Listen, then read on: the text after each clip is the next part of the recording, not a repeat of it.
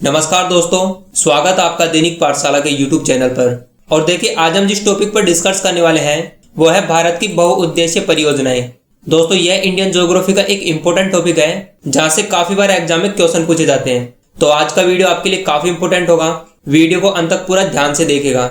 और दोस्तों, यदि आप इस वीडियो की PDF प्राप्त करना चाहते हैं तो इस वीडियो के डिस्क्रिप्शन में आपको PDF नाम से एक लिंक मिलेगा जहां से आप इस वीडियो की PDF डाउनलोड कर सकते हैं। या दोस्तों, PDF आप हमारे टेलीग्राम ग्रुप को ज्वाइन करके भी प्राप्त कर सकते हैं, जिसका भी लिंक आपको इस वीडियो के डिस्क्रिप्शन बॉक्स में मिलेगा। दोस्तों, यदि चैनल पर नए हो तो चैनल को सब्सक्राइब कर लीजिएगा, साथ में बेल आइकन को प्रेस करके नोटिफिकेशन ऑन कर लीजिएगा ताकि हमारे द्वारा डाले गए हर वीडियो की अपडेट आप तक पहुंच सके। तो चलिए आज के वीडियो की शुरुआत करते हैं। पहला क्वेश्चन हमारा कि स्वतंत्र भारत की प्रथम बहुउद्देशीय नदी घाटी परियोजना का निर्माण निम्न में से किस नदी पर किया गया है? तो दोस्तों, स्वतंत्र भारत की पहली नदी घाटी परियोजना का निर्माण किया गया है गोदावरी नदी पर, यानी इस क्वेश्चन का राइट आंसर होगा ऑप्शन नंबर सी। साथ में दोस्तों, इस परियोजना से आपको दो इंपोर्टेंट क्वेश्चन और याद रखने हैं। पहला क्वेश्चन तो आपको ये याद रखना है कि इस परियोजना का निर्माण कब किया गया था।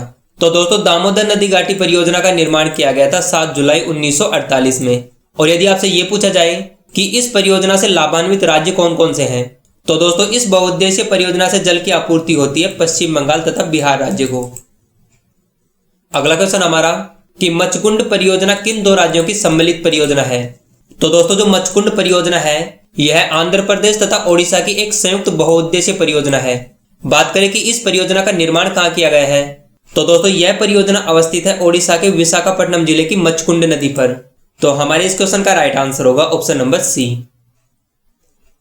अगला क्वेश्चन हमारा कि भारत तथा एशिया की एकमात्र अधोभौमिक संचय जल विद्युत परियोजना किस राज्य में अवस्थित है?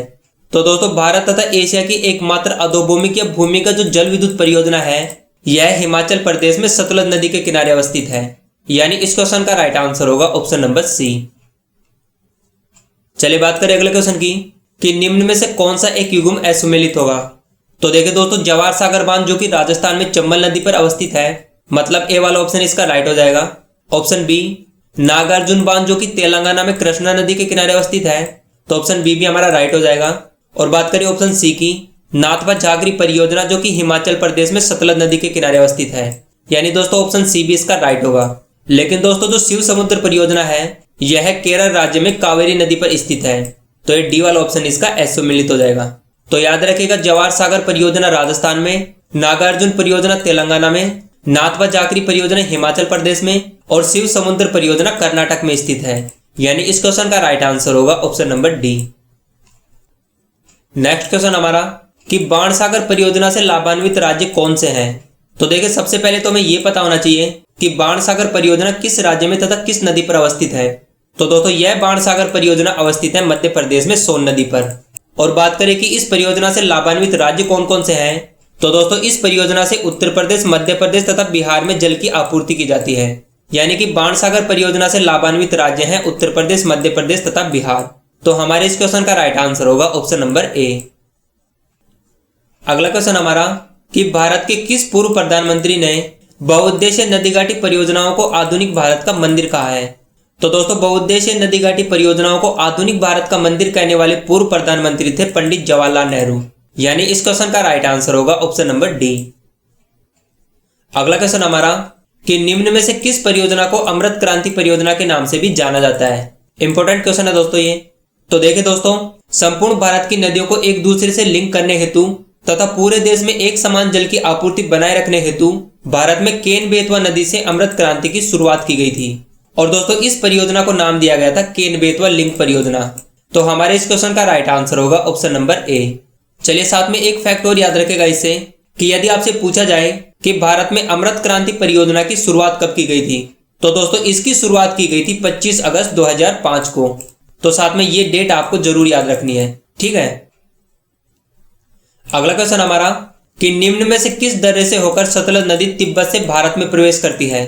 तो देखिए, सतलज नदी का उद्गम होता है तिब्बत से, और दोस्तों यह नदी हिमाचल प्रदेश के शिवकला दर्रे से भारत में प्रवेश करती है, यानी इस क्वेश्चन का राइट आंसर होगा ऑप्शन नंबर सी। चलिए अगला क्वेश्चन हमारा कि भारत में किस स्थान पर भारत का पहला जल विद्युत शक्ति संयंत्र स्थापित किया गया था? तो दोस्तों, भारत के पहले जल विद्युत संयंत्र की स्थापना की गई थी कर्नाटक में शिव समुद्र स्थान पर। और बात की जाए नदी की, तो दोस्तों इस संयंत्र को स्थापित किया गया था कावेरी नदी पर, यानी इस क्वेश्चन का राइट आंसर होगा ऑप्शन नंबर बी। अगला क्वेश्चन हमारा कि सबसे विशाल चिनाई बांध परियोजना का निर्माण किस नदी पर किया गया है? तो दोस्तों भारत के विशाल चिनाई बांध परियोजना का निर्माण किया गया है ओडिशा में महानदी पर। तो हमारे इस क्वेश्चन का राइट आंसर होगा ऑप्शन नंबर डी। चलिए अगला क्वेश्चन हमारा कि दुलहस्ती पावर स्टेशन निम्न में से किस नदी पर स्थित है? तो दोस्तों जो दुलहस्ती पावर स्टेशन है यह जम्मू कश्मीर में चिनाब नदी के किनारे अवस्थित है, यानी इस क्वेश्चन का राइट आंसर होगा ऑप्शन नंबर सी। अगला क्वेश्चन हमारा कि निम्न में से कौन सी परियोजना राउरकेला स्टील संयंत्र के लिए बिजली उपलब्ध कराती है? तो दोस्तों राउरकेला स्टील संयंत्र की जो स्थापना की गई थी वो की गई थी ओडिशा राज्य में हीराकुंड बांध परियोजना पर। बाकी दोस्तों आपको पता ही है कि जो हीराकुंड बांध परियोजना है यह विश्व की सबसे बड़ी बांध परियोजना भी है। और बात करें कि इस राउरकेला स्टील संयंत्र की स्थापना किस नदी पर की गई थी? तो दोस्तों इसकी स्थापना की गई थी ओडिशा में महानदी पर। तो हमारे इस क्वेश्चन का राइट आंसर होगा ऑप्शन नंबर ए।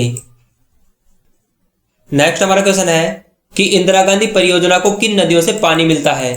तो दोस्तों इंदिरा गांधी परियोजना से जल की आपूर्ति होती है सतलज तथा व्यास नदी से, यानी इस क्वेश्चन का राइट आंसर होगा ऑप्शन नंबर सी।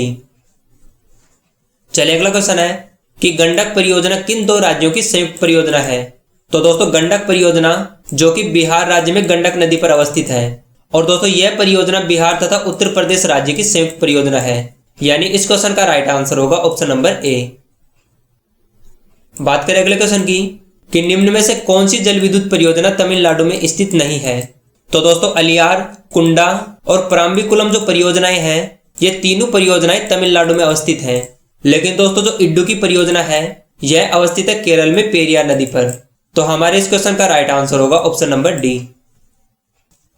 चलिए बात करें अगले क्वेश्चन की कि कौन सी बहुउद्देशीय नदी घाटी परियोजना का निर्माण टेनिस घाटी परियोजना के आधार पर किया गया है? तो देखिए दोस्तों भारत में 18 मई 1933 ईस्वी में बाढ़ को नियंत्रित करने तथा जल की आपूर्ति को बनाए रखने हेतु टेनिस नदी घाटी परियोजना की शुरुआत की गई थी। और दोस्तों इस परियोजना के तहत देश में कुल 19 बांधों का निर्माण भी करवाया गया था, जिसमें दोस्तों जो दामोदर घाटी परियोजना है इस परियोजना का निर्माण भी टेनिसी नदी घाटी परियोजना के आधार पर किया गया था, यानी इस क्वेश्चन का राइट आंसर होगा ऑप्शन नंबर डी। अगला क्वेश्चन हमारा कि उकाई परियोजना कहां तथा किस नदी पर अवस्थित है? तो दोस्तों उकाई परियोजना का निर्माण किया गया है गुजरात में ताप्ती नदी पर, यानी इस क्वेश्चन का राइट आंसर होगा ऑप्शन नंबर सी। चलिए बात करें नेक्स्ट क्वेश्चन की कि भारत पाक बगलिहार परियोजना निम्न में से किस नदी पर अवस्थित है? तो दोस्तों भारत पाक बगलिहार परियोजना का निर्माण किया गया है जम्मू कश्मीर में चिनाब नदी पर, यानी इस क्वेश्चन का राइट आंसर होगा ऑप्शन नंबर बी। नेक्स्ट हमारा क्वेश्चन है कि मीठे पानी की कल्पसर परियोजना किस राज्य में अवस्थित है? तो दोस्तों मीठे पानी की कल्पसर परियोजना का निर्माण किया गया है गुजरात में खंबात की खाड़ी के पास। बात करें कि यह परियोजना किस नदी पर अवस्थित है? तो दोस्तों कल्पसर परियोजना अवस्थित है गुजरात में ताप्ती नदी पर, यानी इस क्वेश्चन का राइट आंसर होगा ऑप्शन नंबर ए। चलिए बात करें अगले क्वेश्चन की कि भाखड़ा नागल परियोजना किन राज्यों की संयुक्त परियोजना है? तो दोस्तों भाखड़ा नागल बांध परियोजना जो कि विश्व की सबसे ऊंची गुरुत्वीय बांध परियोजना भी है, और इस परियोजना का निर्माण किया गया है सतलज नदी पर। अब बात करें कि इस भाखड़ा नागल बांध परियोजना से लाभान्वित राज्य कौन कौन से हैं? तो दोस्तों यह हरियाणा, पंजाब तथा राजस्थान की एक संयुक्त परियोजना है, यानी इस क्वेश्चन का राइट आंसर होगा ऑप्शन नंबर बी। नेक्स्ट हमारा क्वेश्चन है कि मैथन, बेलपाड़ी तथा तिलैया परियोजना किस नदी पर बनाई गई है?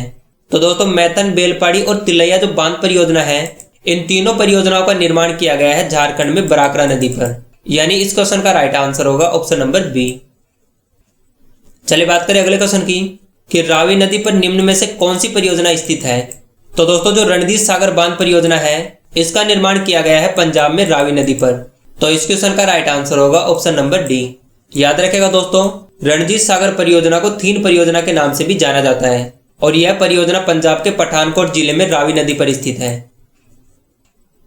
अगला क्वेश्चन हमारा कि भारत की सबसे ऊंची बहुउद्देशीय परियोजना कौन सी है? तो दोस्तों भारत की सबसे ऊंची बहुउद्देशीय परियोजना है भाखड़ा नागल बांध परियोजना।